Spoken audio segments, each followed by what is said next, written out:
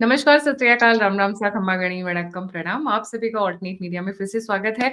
बहुत मज़ेदार हो गए हैं कुछ एक एरियाज़, जहाँ अमित शाह पहुँच जाए, जहाँ योगी आदित्यनाथ पहुँच जाए, ओवैसी पहुँच जाए और उसके साथ-साथ मोदी जी की रैलीज़ की तो लाइन लगी रखी है। हम बात कर रहे हैं एक ऐसे इम्पोर्टेंट एरिया के बारे में जहाँ से माँ सीता मैया का घर निकलता है। छठ की पूजा सभी ने की, समापन भी हो चुका है। दिल्ली में भी हमने देखा इस बार छठ बहुत जोर-शोर से मनाई गई है। शिवम हमारे साथ जुड़े हुए हैं। हम छठ के बारे में डेफ़िनेटली छठ की बहुत-बहुत शुभकामनाएँ। सूर्य देव जी का ये बहुत बड़ा क्या बोलते हैं फेस्टिवल है। बट जो हुआ है सबसे इंटरेस्टिंग वो है योगी जी से शुरू करेंगे। नाम कुछ नाम कुछ और उसके बाद घंटी बजाई उन्होंने किसी और की। Shivam let's get started a very warm welcome on the show. Rapid fire round है ये क्योंकि बहुत मज़ेदार बहुत सारी डिफरेंस हैं। जी। जी, गायत्री जी नमस्कार। सभी दर्शकों को जय श्री राम। देखिए, अब तक जो बिहार का चुनाव था वो एजेंडा विहीन था। सबको लग रहा था बड़ा नीरस चुनाव है, क्या है, कुछ नहीं है, चुनाव आने वाला है, मत नॉमिनेशन हो बोलो। गए सब। ऐसे सॉरी मैं बीच में टोक रही हूँ, ऐसे मत बोलो। राहुल की एंट्री के साथ ही तो पूरी दिशाएँ बदल गई हैं। जी। मैं वही तो कह रहा हूँ, अब क्या है ना, बीजेपी ने अपने चारक उतारे। उसमें राहुल गांधी है, मोदी है, योगी है, दिल्ली की सीएम है, बहुत सब कुछ वहां पे एक तरीके से पूरा बुफे सेट हो गया है और पूरा इंटरेस्टिंग बना दिया है इस पूरे के पूरे चुनाव को। और जो दो मास्टर कम्युनिकेटर है, तीन, मोदी, योगी और राहुल गांधी, मतलब वो उधर से नहीं इधर से मास्टर कम्युनिकेटर है, तीनों जब उतरे हैं तो चुनाव बहुत इंटरेस्टिंग हो गया। आपने क्योंकि योगी जी की बात की, सबसे पहले उन्हीं से बात करते हैं। योगी आदित्यनाथ ने एक फेज में वो कर चुके हैं। अब दूसरा उनका लेटेस्ट फेज जो शुरू हुआ है, वो सबसे पहले जाते हैं खास कॉन्स्टिट्यूएंसी। वो है कॉन्स्टिट्यूएंसी नंबर 108, रघुनाथपुर। वहां से चुनाव प्रचार, वो चुनाव कौन कर रहा है? वहां से चुनाव लड़ रहा है शाहबुद्दीन का लड़का, जो ड्रेडेड क्रिमिनल था शाहबुद्दीन, उसका लड़का ओसामा। तो योगी आदित्यनाथ वहां जाकर ये कहते हैं, भैया पहली बात तो ये कॉन्स्टिट्यूएंसी का नंबर है 108, 108 है दैवीय अंक, ऊपर से कॉन्स्टिट्यूएंसी का नाम है रघुनाथपुर। तो आपको लगता है यहाँ से ऐसे पापी और विधर्मियों को चुनाव जीतना चाहिए? यहाँ से तो निश्चित तौर पर कोई सनातनी और उसी तरह का व्यक्ति जीतना चाहिए जो सनातन की बात करता हो, उस तरह की सोच रखता हो। और आप ये देखिए, योगी आदित्यनाथ की मांग किस हद तक है कि इस कॉन्स्टिट्यूएंसी पे बीजेपी का कैंडिडेट नहीं है, जेडीयू का कैंडिडेट है। जो लोग ये कहते थे भाई ये जेडीयू और बीजेपी में बन नहीं रही, सिंह फला से नाराज है, उधर वाली, मतलब भैया आपका सबसे बड़ा एसेट आपने जेडीयू को दे दिया, चुनाव प्रचार में लगा दो, और ओसामा के खिलाफ। और ये देखिए, जो जंगल राज का पूरा एक तरीके से माहौल है ना, जो डर है लोगों के अंदर बिहार में, उसका पोस्टर बॉय था साहबुद्दीन। आज चंदा बाबू बड़े खुश होंगे, जिनके बच्चों को, मतलब इसलिए खुश नहीं होंगे कि बच्चों को तेजाब में नहला दिया था। आज ये हालत है उस शहाबुद्दीन की, उसके परिवार की, उसकी नस्लों की, कि कोई पूछ नहीं रहा है। और योगी आदित्यनाथ जैसा व्यक्ति जाकर उसे उनकी गढ़ में सीधा जवाब दे रहा है। आई लव मोहम्मद के पोस्टर लगा के पूरा माहौल बनाने का तैयारी थी, लेकिन योगी आदित्यनाथ वहां पहुंच रहे हैं। और अब तो मैं कहीं सुन रहा था, बिहार में ऐसी मांग उठने लगी है कि साहब संविधान में संशोधन करके कुछ एडॉक बेस पे ऐसा कर दो कि एक राज्य दूसरे राज्य से सीएम उधार ले ले 6 महीने साल भर के लिए, ताकि योगी आदित्यनाथ को कम से कम 6 महीने साल भर इधर डेपुटेशन पे बुलाया जा सके। सेंटर में जाते हैं ना ये अधिकारी स्टेट से डेपुटेशन में, तो डेपुटेशन पे योगी जी आ जाए। ये दो चार पांच ही जो घूम रहे हैं।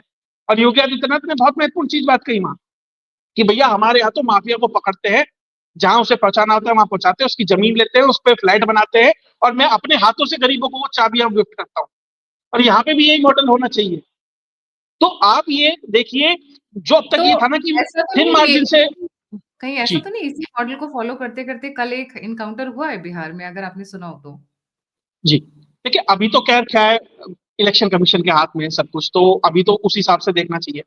लेकिन मैं ये देख रहा हूँ कि जो अब तक ये कहा जाता है ना कि थिन मार्जिन पर है ये चुनाव, एनडीए थिन मार्जिन से आगे है, योगी आदित्यनाथ और मोदी और राहुल गांधी की एंट्री के बाद ना वो मार्जिन दिन पे दिन आपको बढ़ता ही दिखाई देगा। और ट्रेंड सेटर योगी आदित्यनाथ ऐसे ही नहीं है। और जो लोग कहते हैं ना भाई मोदी की नहीं बनती, योगी से, अमित शाह की नहीं बनती, अगर नहीं होती ना तो उन्हें इस तरीके से इस्तेमाल नहीं किया जाता। अभी सीमांचल के इलाके में योगी आदित्यनाथ की रैलियां सेट की जा रही हैं। जो हार्ड कोर खास आबादी का पॉपुलेशन का सेंटर है, वहां योगी आदित्यनाथ को ले जाया जा रहा है मोबिलाइजेशन के लिए, ताकि हिंदू वोट बैंक हो, जो सनातनी हो, वो एक होकर मजबूती से वोट दे सके। बीजेपी किस तरीके से किसका कहां कैसे कब इस्तेमाल करना है और नहीं करना है, ये बदी बाती जानती है। और पूरा का पूरा एनडीए और ये कह दूं, ये पूरा चुनाव मोदी और नीतीश कुमार के चेहरे पर लड़ा जा रहा है। और ये आधी जो महिला है ना, आधी वोट बैंक उसे इस तरीके से खींच रही हैं, आप ये मानकर चलिए इस चुनाव के बाद तेजस्वी यादव की स्थितियां बहुत बुरी से बुरी होने वाली हैं राजनीतिक तौर पर। जी। आपने ये नहीं बताया कि नीतीश और मोदी में लड़ाई होगी। मैंने तो सुना है लिeutenant मीडिया पूरा इसी पे लगा हुआ है कि because Nitish is not declare as the CM face, तो दोनों के बीच में घमासान अरे हुआ, कमरे के बीच में गाली गलौज हुई। ये वाली न्यूज नहीं बताएंगे आप? मैं तो सुना था ये भी न्यूज पहुंची हो गई आप तक। नीतीश कुमार मोदी के मंच पे पैर छू चुके हैं। नीतीश कुमार मंच पे कम से कम 4 बार ये कह चुके हैं कि भैया जो मोदी जी हैं, हमें गलती हो गई थी, थोड़ा बहुत बीच में इधर उधर हो गए थे, अब परमानेंट आपके साथ ही रहेंगे। ये 4 बार कम से कम नीतीश कुमार कह चुके हैं। और अमित शाह ने ही मंच से कह दिया है आधिकारिक रूप से कि भैया ये चुनाव नीतीश के नेतृत्व में ही एनडीए लड़ रहा है और अगले मुख्यमंत्री नीतीश कुमार ही होंगे। तो किसी को ये गलत, जो पूरा का पूरा एजेंडा था ना इनका, विपक्ष का, कि भैया योग देखो हमारा तो सीएम है तेजस्वी, नीतीश को सीएम घोषित करो, वो उन्होंने कर दिया। अब वहां से तो सारा का सारा जो पॉइंट था कंटेंशन का, जो एक तरीके से जो सवाल उठ रहा था वो खत्म हो गया। अब सवाल उठ रहा है, जो ये कह रहे हैं ना तेजस्वी यादव, हम 3.25 करोड़ सरकारी नौकरियां देंगे पूरे देश में, 3.5 करोड़, बिहार में 3.25 करोड़, कहां से लाओगे 9 लाख करोड़ रुपए, कहां से दोगे नौकरियां? इसलिए परेशान होकर बिलबिलाकर अनाप शनाप बकने लगा है राहुल गांधी भी और तेजस्वी यादव अलग। और जो उनके जितने साथी हैं, जिस तरीके से वो बातें कर रहे हैं, ये उनकी प्योर फ्रस्ट्रेशन दिखाता है कि किस तरीके से फ्रस्ट्रेटेड होकर कुछ भी एक अमर्यादित भाषा के तौर पर अब मंच से वो कहने लगे। जी। शिवम इस पे इनकी पहले वक्तव्य सुन लेते हैं, इन्होंने कहा क्या है, बिकॉज वो बहुत इंपॉर्टेंट हो जाता है। और उसके बाद बीजेपी आईटी सेल ने बड़ी मजेदार मीम्स निकाली हुई है। आई डोंट वांट टू बोलते keep my viewers away from some entertainment also. उन्हें बड़ी डिप्राइव ना मजेदार, करके एंटरटेन करेंगे। बिल्कुल बिल्कुल, सुनिए क्या कह रहे हैं।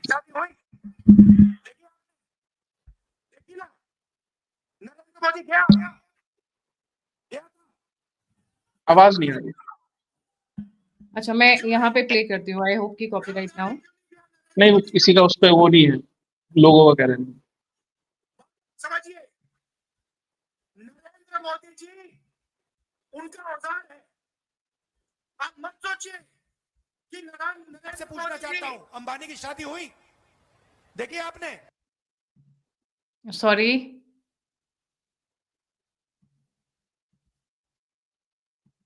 आपसे पूछना चाहता हूं, अंबानी की शादी हुई देखिए आपने? देखी ना? नरेंद्र मोदी गया था, राहुल गांधी गया? क्यों नहीं? राहुल गांधी क्यों नहीं गया? नरेंद्र मोदी क्यों गया? बात आप समझिए, नरेंद्र मोदी जी उनका औजार है। आप मत सोचिए कि नरेंद्र मोदी जी आपके चुने हुए प्रधानमंत्री हैं। नहीं, नरेंद्र मोदी जी अंबानी अदानी के औजार हैं। क्या बात है। और उसके बाद जी। ये स्टेटमेंट दे दिया इन्होंने, नाचने वाला। जी, देखिए सबसे पहले तो जो आपने वीडियो चलाई, राहुल गांधी ये कह रहे हैं कि मैं उनकी शादी में नहीं गया और मोदी उनकी शादी में गया। पहली बात तो मोदी गया, मोदी जी या किसी तरह का शिष्टाचार सब कम है, तो किस लेवल पर अपनी कुंठा को लेकर वो बैठे हैं वो व्यक्ति, इससे आप समझ सकते हैं। उसके बाद उसी शादी में, अगर उस शादी में जाने वाला कोई भी नेता बिका हुआ है, अडानी अंबानी की सरकार है, उनको कहो कि तो देखो अखिलेश भैया, यादव हम आपको वोट देंगे, आप स्टेज पे आके। तो अखिलेश यादव पूरे परिवार के साथ उस शादी में गए थे, तो क्या अखिलेश यादव भी अडानी और अंबानी की सरकार है? जिसके साथ आप सहयोगी है बिहार के अंदर, तेजस्वी यादव, लालू यादव सहपरिवार वहां पहुंचे थे, तो क्या वो भी अडानी और अंबानी की सरकार है, उसी की पार्टी, उसी के लिए काम कर रहे हैं? तो राहुल गांधी सेल्फ गोल करने में माहिर है। और उसके बाद एक बहुत ही, एक कह सकता हूं कि अमर्यादित भाषा का इस्तेमाल करते हुए क्या कहा राहुल गांधी ने, कि जो ये नरेंद्र मोदी है ना, ये जो छठ का ड्रामा कर रहा है, ये शब्द कहे गए। यानी आप छठी मैया का जो ये पर्व है, जो सूर्य देव का ये पर्व है, जो महिलाएं ये पर्व मना रही हैं, आप ये कह रहे हैं वो ड्रामा कर रही हैं। और वो ये कह रहे हैं कि एक पुल बना था, एक जगह बनी थी, वहां पे मोदी जी को जाना था, छठ मनाना, कहीं ऑफिशियल कंफर्मेशन नहीं थी, 2-4 न्यूज चैनल ने चला दी तो खबर हो गई। उसके बाद आप ये कह रहे हैं कि वो ड्रामा करने के लिए नरेंद्र मोदी वहां जाने वाले हैं, और उसके बाद आप ये कह रहे हैं कि नरेंद्र मोदी वोटों के लिए इतना भूखा है कि मंच पे आके नाचेगा। अरे साहब, वोटों के लिए आप क्या क्या नहीं कर रहे? और जिन छठी मैया के लिए, जिस छठ पर्व के लिए राहुल गांधी ने अभद्र भाषा का इस्तेमाल किया है, उसका बहुत बेहतर जवाब तेज प्रताप ने दिया, तेजस्वी को, इनके ही सहयोगी को। उन्होंने कहा कि जो हमारी भाभी जी हैं वो छठ पर्व क्यों नहीं मनाती हैं, उनको छठ पर्व मनाना चाहिए। आप समझिए कहां जाकर उन्होंने निशाना साधा है। तेजस्वी की जो वाइफ है क्रिश्चियन है, और एक वो ये दिल्ली का वो बिहार का जो केजरीवाल है, उसकी वाइफ भी शायद मैंने सुना है कि क्रिश्चियन है। अगर ये दोनों क्रिश्चियन हैं और कहा उन्होंने निशाना साधा है, आप ये समझिए। इलेक्शन आज एनालिस्ट बिहार के उभरते नेता, उनकी वाइफ भी क्रिश्चियन है, ये सुनने में आ रहा है। हाँ, ये सुनने में आ रहा है। भैया तेजस्वी की तो कंफर्म है कि वो क्रिश्चियन है, और राहुल गांधी जो हिंदू धर्म से आते ही नहीं है, जिनकी परिवार उससे नहीं आता, वो क्या समझे छठ क्या है? छठ आज ग्लोबल फेस्टिवल है, जहां जहां बिहारी पहुंचा है वहां छठ मन रहा है। साहब, मैंने पंजाब में देखा छठ का फेस्टिवल इतना मना रहे हैं कि जैसे वहां गुरु नानक देव जी की जयंती हो, उतना कोई पर्व हो या कुछ वैसा बैसाखी जैसा उत्सव हो, वैसा मन रहा है आज पंजाब के अंदर। महाराष्ट्र से लेकर तमिलनाडु से लेकर यूपी बिहार हर जगह छठ है। लेकिन दिक्कत सिर्फ उन लोगों को है जो भारत की उस सभ्यता को समझते नहीं है, क्योंकि वो एक्सपोर्टेड सब इंपोर्टेड सामान है, कहीं और से आए, इसलिए उन्हें दिक्कत होती है। और वही शिष्टाचार मोदी के लिए दिखाते हैं, अपने से बड़े हैं, पद से में भी बड़े हैं, कि वो मंच पे नाचेगा। और आप ये ध्यान दीजिएगा, बहुत अच्छा फीडिंग मटेरियल दिया है उन्होंने। अब मोदी जी जिस तरीके से इसको घुमाकर राहुल गांधी के ऊपर अपने तरकश में से तीर मारेंगे ना, फिर ये चिल्लाते फिरेंगे, अरे साहब देखो देखो मोदी ने क्या किया, मोदी ने क्या किया। जी। भाई उनके घर की जो गाथाएं हैं वो तो खुद तेज प्रताप यादव जी खोल खोल कर डेली बता रहे हैं। भाभी जी क्रिश्चियन है, ये वो खुद पूरी जनता को बता रहे हैं बिना कुछ खोले। ये तो इनके घर मीसा की भारती, कहानी है। जिस तरीके से बिहार के मीसा अंदर भारती खुश नहीं है। उनकी बहन मीसा रोहिणी आचार्य वो देश छोड़ के चली गई है सिंगापुर वापस। जब चुनाव चल रहा है पीक पे, भैया को ने मुख्यमंत्री बनाना था, वो भाग गई। क्यों? क्योंकि इनके हिसाब से टिकट बंटवारा नहीं हुआ। Yes. Now the interesting point is कि बिहार, ये जितने भी ये लालू यादव के इमली, इमरती, मीसा, मतलब लड्डू, गोपाल, जो जो नाम रखने थे मिठाइयों के, सब नाम रखे हुए हैं। द इंटरेस्टिंग पॉइंट इज कि इनके लिए ना धर्म बड़ा है, ना इनके लिए समाज बड़ा है, इनके लिए कुछ बड़ा नहीं है। बिहार के लोग गाय जाए तेल लेने, गाय भैंस का चारा तक खा जाते हैं। But end of the day Bihar और उत्तर प्रदेश एक ऐसी जगह थे जहां पे क्रिश्चियन मिशनरीज का बोलबाला नहीं था। आज की डेट में गली-गली, कूचे-कूचे में वो महारानी जो बैठी हुई है, जो 10 जनपद से निकल कर गई है, या 10 जनपद की वो साजिश का हिस्सा है, नहीं बता सकते हैं, बिकॉज़ इनकी गहराई बहुत ज़्यादा है। वो क्रिश्चियनिटी फैलाने में लगी हुई हैं चुपचाप, शांति से। कोई भी हिंदू पर्व हो, तेजस्वी यादव के भाषण सुन लीजिए, हमेशा एंटी रहते हैं। नवरात्रों पे याद है, मछली खाते हैं। जी, जी शिवा। देखिए, आप खा सकते हैं, मैं कह रहा हूं आप नॉनवेज खाते हैं, ठीक, मतलब मैं उसे क्रिटिसाइज नहीं। आप उसको जानबूझ के प्रदर्शित कर रहे हैं दूसरे समाज को एक तरीके से मैसेज देने के लिए कि देखो हम क्या कर रहे हैं। और आज हर्ट कर जिन्हें खुश करने, हाँ, हर्ट करने के लिए, और जिनको खुश करने के लिए ये तेजस्वी पूरा खेल रच रहा था ना, वहां तो ओवैसी सुना है कि अलग ही खेल खेल रहा है। वो कह रहा है कि तुमने सारे साल खेल किया, मैं एक महीने में करके सारा का सारा तुम्हारा खेल बिगाड़ दूंगा। ओवैसी साहब वहां फ्रंट फुट पे बिना पैड वैड लिए बैटिंग वैटिंग करने ऐसे आए कि भैया आते ही सीधा एक ओवर में 6 छक्के मारने वाला खेल। तो तेजस्वी यादव परेशान है। अब उन्होंने बहुत महत्वपूर्ण चीज उठाई है कि भैया मल्लाह का बेटा तो बन जाएगा उप मुख्यमंत्री, मोहम्मद का बेटा बनेगा कि नहीं बनेगा। अब तेजस्वी और राहुल के साथ दिक्कत यह है, अगर वो अनाउंस नहीं करते हैं तो मुसलमान कई ये कहेगा कि भैया कम से कम ये बेहतर है, हमारा नाम तो ले रहा है, हम तो इसके साथ जाएंगे, हम सिर्फ वोट देकर दरी बिछाने के लिए थोड़ी है। और वो जैसे ही मुसलमान को ये कहते हैं कि भैया ये उप मुख्यमंत्री होगा, तो हिंदू ये कहेगा भैया ये तो देखो अपीसमेंट की पॉलिटिक्स करने आ गए। अब यहाँ तो यादव और मुसलमान की ही चलेगी। वो जिस तरह का पूरा कॉकटेल ये तैयार करते हैं, और जिस तरीके से उनके दुमछल्ले गाने बना रहे हैं कि भैया तेजस्वी का राज आएगा तो कट्टा लहराएगा, और पता नहीं क्या क्या गाने बन रहे हैं भोजपुरी में, और यादव क्या करेंगे, मुसलमान क्या करेंगे, इसके गाने आ रहे हैं।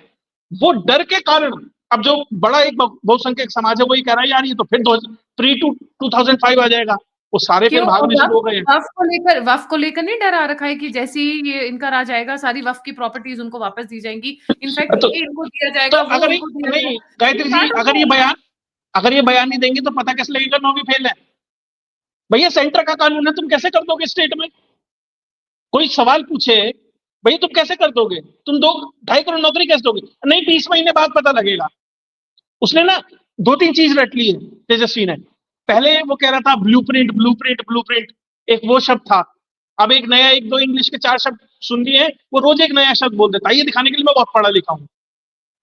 और वर्क की प्रॉपर्टी कैसे वापस कर दोगे भैया, centre plus supreme court, 2 factor authentication है वहां, तो ओटीपी आती है ना। सेंटर ने भी कर दिया, सुप्रीम कोर्ट ने भी कर दिया, तुम क्या करोगे?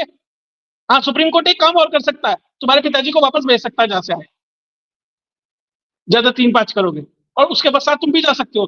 और अभी 10 तारीख से रोज सुनवाई होनी भी है उस केस में जिसमें ये खुद है, इसलिए परेशान हूं जी। देखिए एक चीज तो है, जब जब तेजस्वी यादव आते हैं स्टेज के ऊपर, ऐसा नहीं लगता है कि कोई एकदम वो जो पूरा 80s की मूवी होती थी विलेन वाले रोल में एकदम ऐसे, मतलब पूरा हटक। I mean he the way ही, देखिए एक तो होता है शरीर की बनावट, एक होता है बोलने का तरीका, एक होता है मानसिक संतुलन। उनका कोई भी दांव पेच, कोई भी अंजर पंजर उनके कंट्रोल में नहीं है। ना उनकी जुबान उनके कंट्रोल में है, ना उनका दिमाग उनके कंट्रोल में, ना उनका शरीर उनके कंट्रोल में। कहीं से भी कहीं स्टेज गिर जाते हैं आज के डेट में।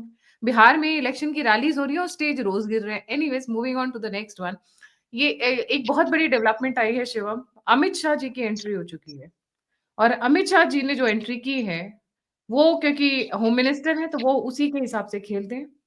सीमांचल पर वो दांव खेलना शुरू कर चुके हैं जी, घुसपैठियों जी पर। देखिए, हाँ निश्चित तौर पर देखिए, और ये तैयारी पहले से एसआईआर से शुरू होता है।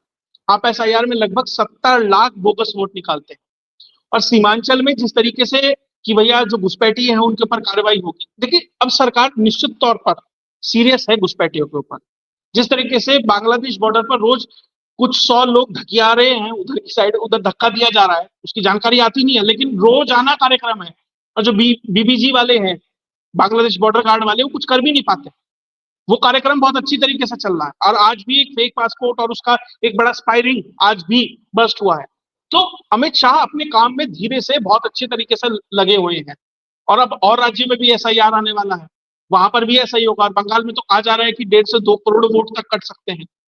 तो सीमांचल से मैसेज सिर्फ सीमांचल के लिए नहीं है, सिर्फ बिहार चुनाव के लिए नहीं है, बंगाल के लिए भी और पूरी भारत के लिए है कि अब घुसपैठियों के ऊपर एक्शन होगा। मैं ये नहीं कह रहा 100%, 20, 30, 40, 50% कुछ भी होगा तो एक बड़ा राहत भारत के लिए निश्चित तौर पर होगी। और उसी तरीके से वो काम कर रहे हैं। नक्सलिज्म के ऊपर तो एक तरीके से उन्होंने कार्यक्रम समाप्त कर दिया है। अब जो इलीगल इमिग्रेशन है उसके ऊपर काम होगा।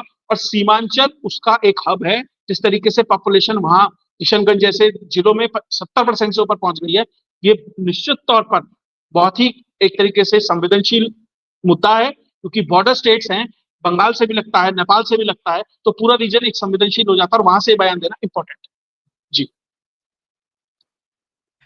इंटरेस्टिंग बात ये है कि आपने जो ये बताया कि नक्सलिज्म के बाद में अब जो उनका जो नेक्स्ट इंटरनल सिक्योरिटी को लेके जो उनका जो सबसे बड़ा काम होगा वो है ये इमिग्रेंट्स, इलीगल इमिग्रेंट्स को हटाना है यहाँ से, जिसके लिए वो आपने सुना भी होगा बॉर्डर फेंसिंग बहुत स्ट्रांग होने वाली है बांग्लादेश पे। जिसे जिसे ट्रम्प इलीगल एलियंस कहता है।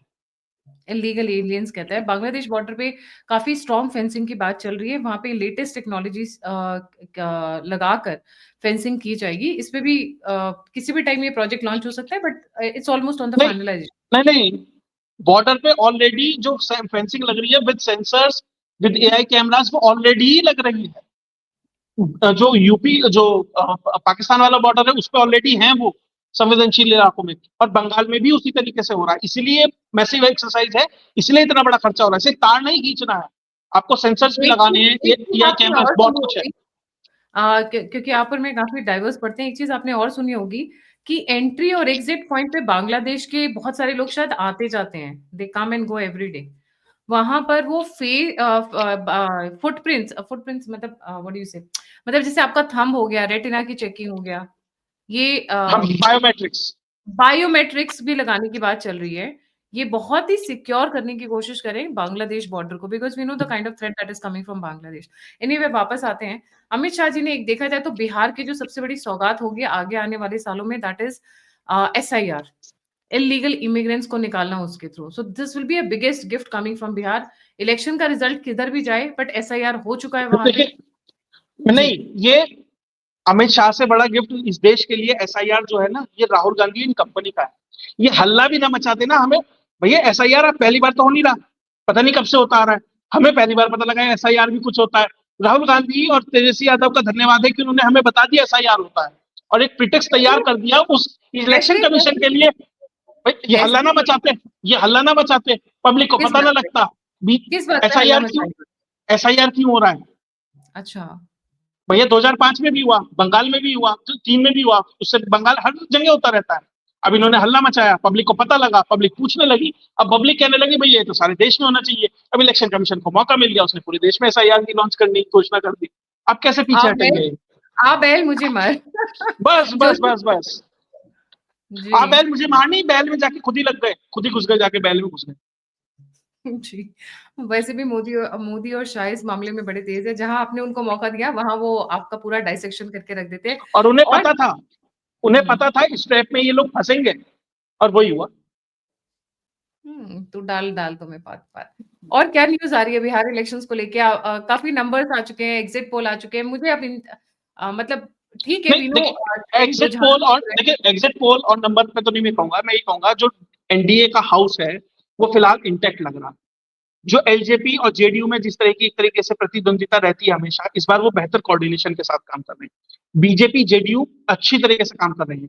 जो पिछली बार जो नीतीश कुमार बैगेज थे, इस बार वो व्यक्ति बनते नजर आ रहे हैं जो बिहार में एनडीए का लगेज लेकर चल रहे हैं। तो किसी एक पत्रकार ने बहुत अच्छा लिखा, from baggage to luggage Nitish का ट्रांजिशन है, और उस दौर में है जब ये कहा जा रहा है कि उनका मानसिक संतुलन बेहतर नहीं। तो जेडीयू पहले से बेहतर करेगी, बीजेपी अपने स्ट्राइक रेट को रिटेन करेगी, एलजेपी उसमें एड ऑन करेगी, तो निश्चित तौर पर एक कंफर्टेबल मेजोरिटी की तरफ कम से कम आज की स्थिति में एनडीए लग रही है। कोई बड़ा गुफअप ना हो। प्रशांत किशोर क्या करते हैं, उनकी पार्टी क्या करती है, एक बार उसको भी देखें। लेकिन प्रशांत किशोर का जो पीक था ना, वो ऑलरेडी जाता दिखाई दे रहा है। वो बहुत ज्यादा कुछ कर पाएंगे, क्योंकि खुद उन्होंने जो चुनाव लड़ने से पीछे हट गए कि मैं चुनाव नहीं लड़ूंगा। तो वहां से वो कम से कम, केजरीवाल चुनाव तो लड़ा यार, उसने इतने गट्स तो दिखाए कि मैं चुनाव लड़ू। हार जीत होगी वो अलग है, वो वहां वहां जहां उन्होंने हथियार डाल दिया, वहां जन स्वराज का पूरा कैंपेन था, वो एक तरीके से बैलून बर्स्ट हो गया, वो वाली स्थिति है। और बाकी तेजस्वी और राहुल है, उनके पास फिलहाल कोई मुद्दा है नहीं। अब तो लबोलवाब अभी बिहार चुनाव का यही है। और क्या है कि महिलाओं को जो 10,000 रुपए मिल रहे हैं, महिला फैक्टर बहुत बड़ा फैक्टर इस चुनाव में है। और वहां पर भी टू फैक्टर ऑथेंटिकेशन है लॉ मोदी गॉड। और नीतीश कुमार के नाम पर। और अभी मैं एक लल्लन टॉप का इंटरव्यू देख रहा था, वहां पे किस तरीके से लड़कियां कह रही हैं, अरे भैया हमें तो योगी आदित्यनाथ चाहिए यहाँ पर। तो मतलब वो आप तो देखो किस, नीतीश का भी प्रो प्रो प्रो चाहिए उन्हें। हाँ प्रो चाहिए। तो मतलब आप ये देखिए कि एक बेहतर कंडीशन है, कोई गुफअप ना करे, कुछ गड़बड़ ना करे अंतिम रात पे चुनाव में, तो बात अलग है। लेकिन फिलहाल हाँ, अभी ठीक ठीक सिचुएशन मुझे लगा दिखाई दे। जी, बिल्कुल सही। Thank you so much Shivam for joining. जाने से पहले सभी व्यूअर्स से रिक्वेस्ट है, please don't forget to like, subscribe and share the alt neat media. अगर आपको हमारा काम, हमारी एनालिसिस पसंद आती है, आप मेरी सहायता करना चाहते हैं, तो नंबर और यूपीआई स्क्रीन के ऊपर है। आप मुझे फीडबैक देना चाहते हैं, मुझसे जुड़ना चाहते हैं, इन्फॉर्मेशन शेयर करना चाहते हैं, तो सभी के सभी लिंक्स डिस्क्रिप्शन बॉक्स में। इसी के साथ जय हिंद, जय श्री राम, हर हर महादेव।